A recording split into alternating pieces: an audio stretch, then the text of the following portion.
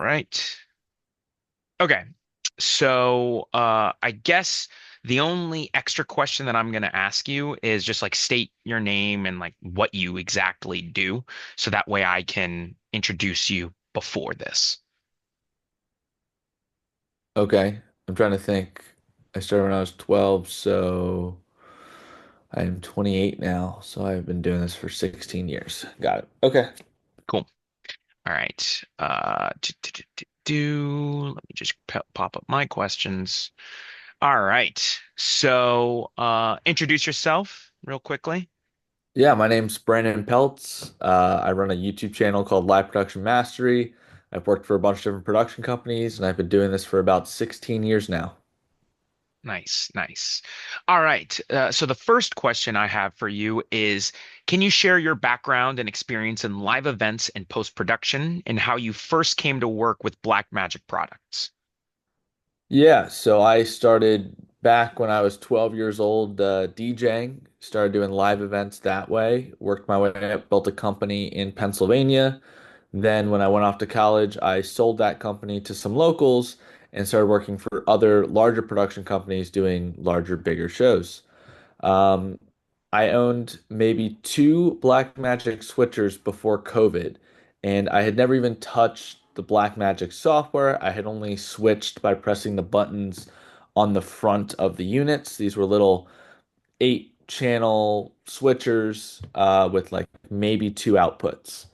And then COVID hit, changed everything in terms of video.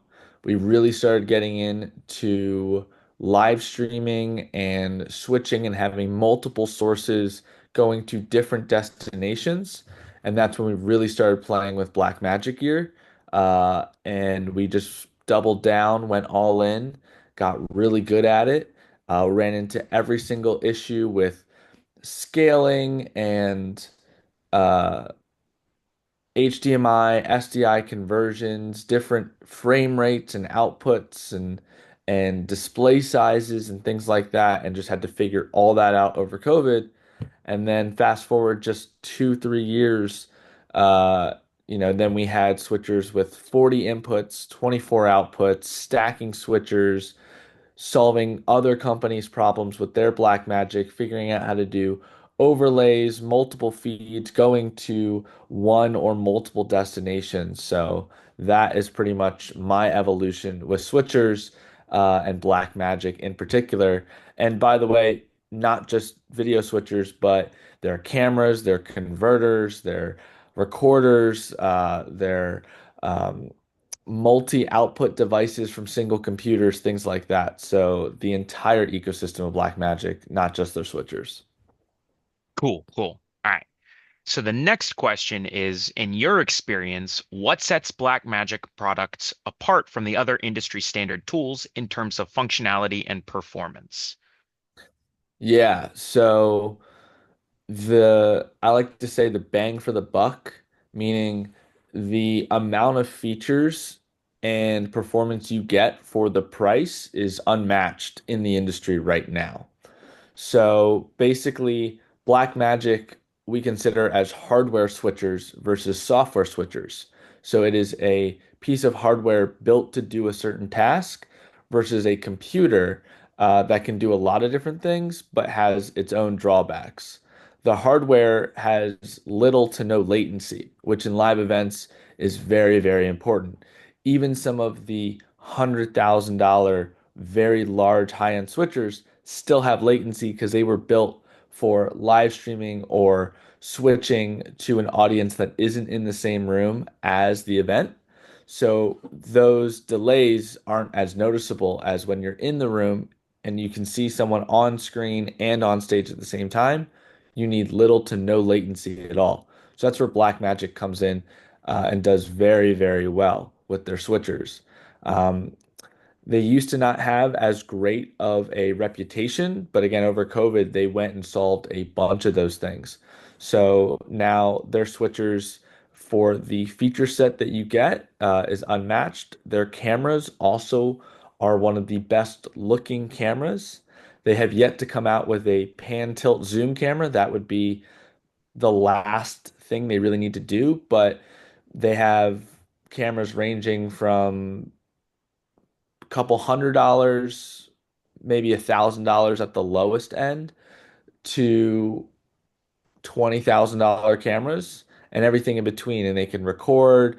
They are meant for large room broadcast, small studio broadcast, personal cameras, professional studio cameras, and everything in between. And they've really figured out how to let the average consumer get into the field. And then just like the Microsoft system, once you get in to Blackmagic, you can grow. So they'll give you the editing software for free. They'll get you in real cheap. And then as you grow and become more professional, they have more professional products to help you out that works the same way, but just a better product as their intro consumer products. All right, all right. And then the next question is, how have Blackmagic products specifically impacted your workflow in the live event production or post-production? Are there any particular features you find most beneficial? Yeah, so uh, it's definitely changed the way I do production, understanding how their switchers, recorders, and things like that work. Um, just me, I have probably $100,000 in Blackmagic gear myself.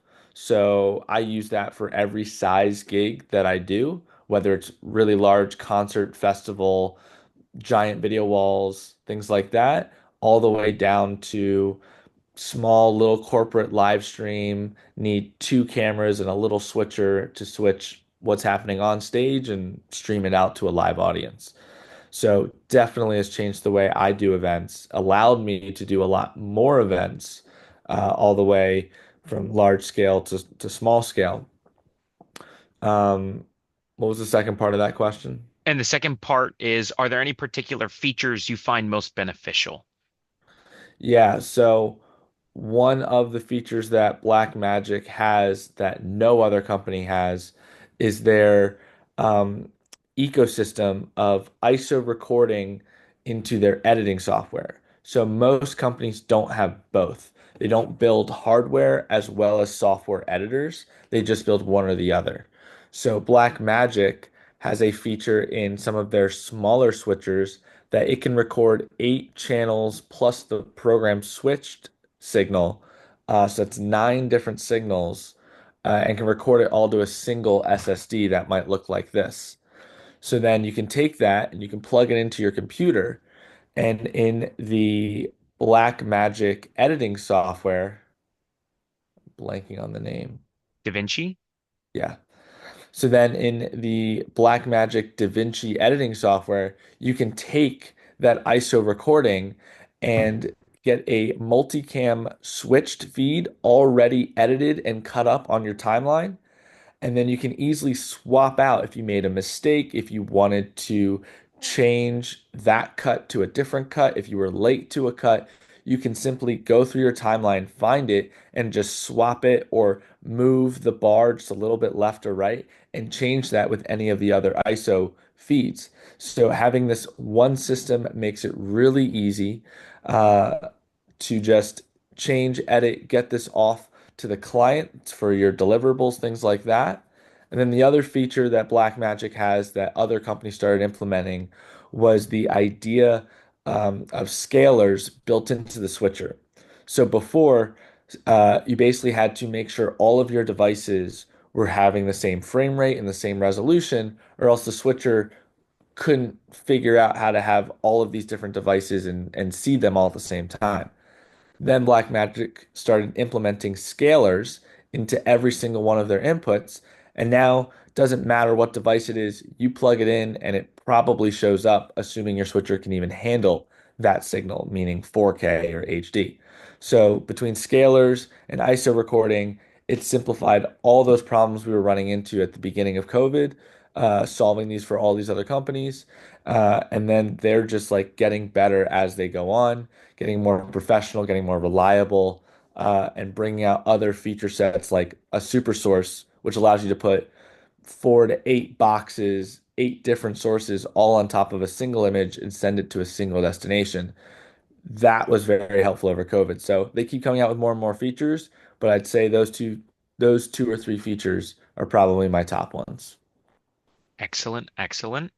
All right. And then the next question is, what challenges, if any, have you faced when using Black Magic products in a professional setting, and how have you overcome them? Yeah, so Black Magic is not perfect and it can't handle absolutely every single use case and have the perfect solution for it. Although I've definitely done either mods or hacks or workarounds with Blackmagic Gear to get it to work for me in those situations. A great example is using it for odd resolutions, meaning I might have a video wall at a concert, and instead of it being a standard 16 by 9 rectangle aspect ratio, it's an ultra wide. So it's really two screens wide, or it's just a little bit wider and a little bit shorter than a 16 by 9 image. So what I normally do, and this is what other people don't do, is they'll look at that and they'll be like, okay, we need something that can output that exact resolution. I'll go, well, I really want to use the Blackmagic Gear because it's super low latency, right? I can plug my cameras, I can run iMag through it, things like that. So in order to use this, I need to think in 16 by 9. So what I'll do is I'll just set my video wall processor to accept a 16 by 9 signal and crop off the top so it's the full width, but the top's missing. So then in the Blackmagic switcher, I just set my content to be able to have the top and bottom cropped off. And then with some of their features like a DVE, which allows you to put a box and move it around on screen, I can place maybe IMAX screens, camera signals, multiple layers of video feeds on top of each other, and I can place them on the sides or in the top corners or things like that. And a great example is I did this on one of my concerts with a ultra wide video wall, running this with a 2ME Constellation ATEM switcher. And I ended up using two outputs and basically splitting the video wall into the left and right side, and so I could run 16 by 9 on the left, 16 by 9 on the right, crop just a little bit of the top and bottom off. But I used a Blackmagic switcher, had no problems, switched between different camera angles, all Blackmagic cameras, um, and had all my video feeds and things like that, ran my other sources into it. And even though Blackmagic was not the ideal solution for this, I had it in stock, I owned it, and it definitely worked just the way I needed it to, even though I had to do a couple workarounds and think outside the box. Excellent, excellent. By the way, like outside of the interview, a, I've always wondered how that works. Like if you have a wider screen, how you can manipulate that. And so that's pretty smart. That's actually incredibly smart now that I think about it. Yeah, I Um, do it on pretty much all my builds. If it's not standard 16 by 9, I just think in 16 by 9 and I'll stretch or blow up the image and then take away just the parts that you don't see on the video wall. yeah. So it's still a 16 by 9 image. You're Hmm. just only seeing a portion of it. Yeah, that's smart. That's really smart. All right. And then the final question is, as someone with hands-on experience, what's your overall opinion on Blackmagic's evolution in the industry? Do you see them continuing to shape the future of live production and post-production? Yeah, definitely.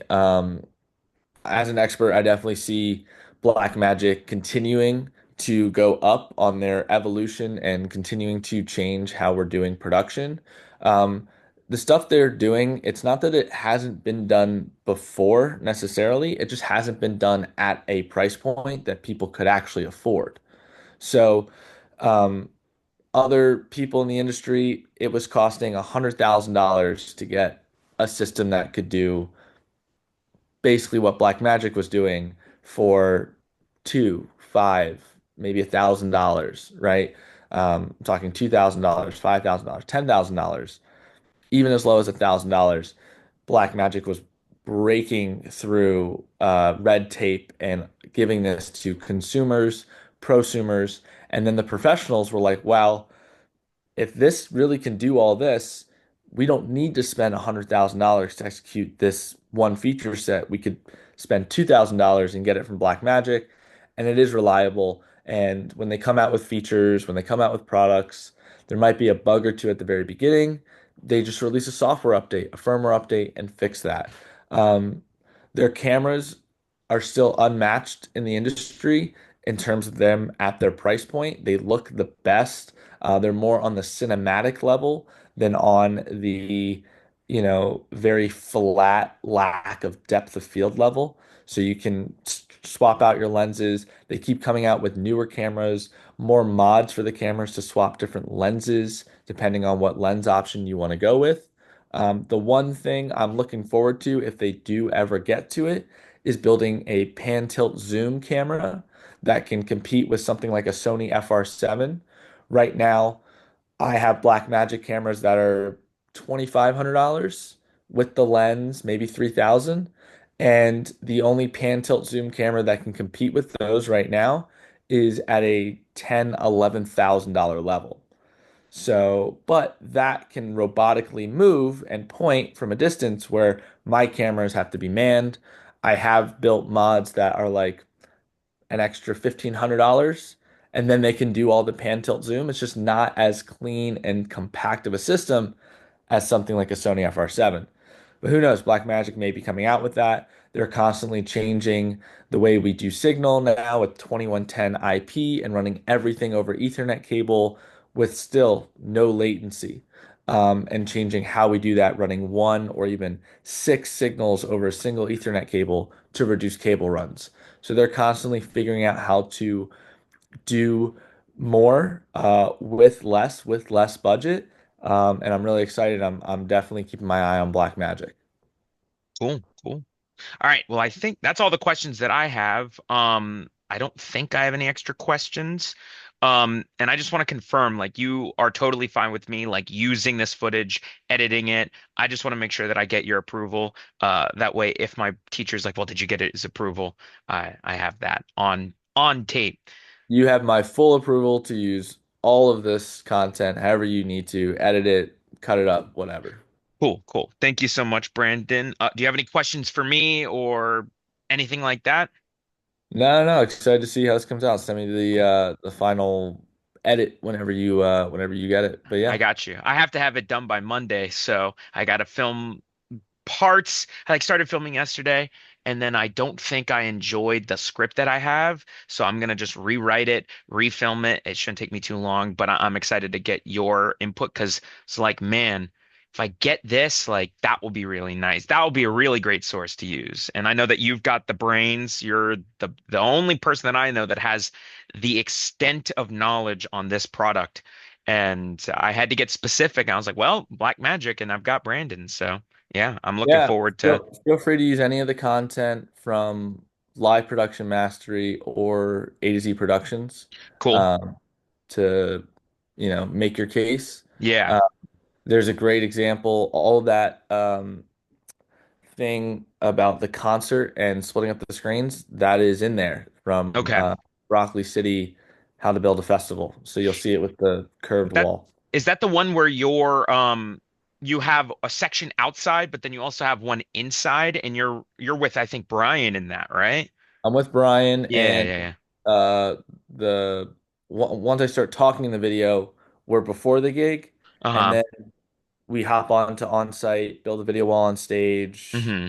like an action camera, and I'm like walking you around and running Mm-hmm. cables and stuff like that. So Okay. Yeah. you can text me and confirm which video, but yeah, Gotcha. that's really good B-roll, black magic gear, and I mean, freaking, I would if I was editing, I would like cut all the different cameras and stuff from that, Oh yeah, no, I'm gonna like from a bunch of the videos. Oh yeah, I'm gonna take a lot of the footage. I was planning on taking some of the footage from our channel, but then Yeah, also at the same time, I wanted to see if I could use your channel. And I know that you've got great footage and great explanations on it. So I'm definitely gonna plug your channel for sure. And then that's what I would also, plug. Just you can use the content. yeah, yeah, yeah. But and then I filmed some of it. I don't have a lot of film or B-roll of like the cameras that we currently have in the warehouse. I'm gonna get some extra, but Sure.